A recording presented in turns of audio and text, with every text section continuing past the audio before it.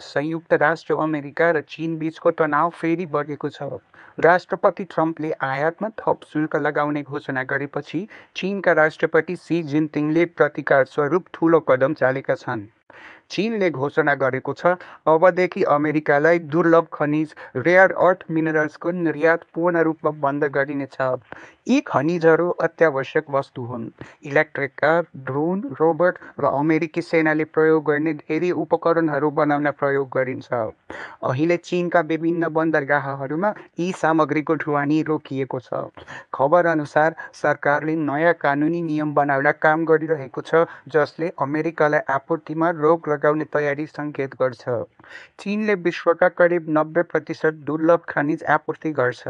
त्यसैले यो कदमले विश्वव्यापी आपूर्ति श्रृङ्खलामा ठूलो असर पार्न सक्छ।